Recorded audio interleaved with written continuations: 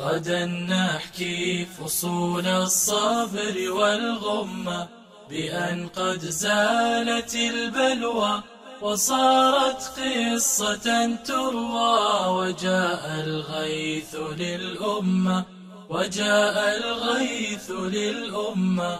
غدا نحكي فصول الصبر والغمة، بأن قد زالت البلوى وصارت قصة تروى، وجاء الغيث للأمة، وجاء الغيث للأمة. صعاب كانت الأيام، ثقال نرتجي فرجا، فخفت حين أدركنا بأن الله يرحمنا، وأن اليسر منهجنا، وأن الله أكرمنا وأجلى ظلمنا.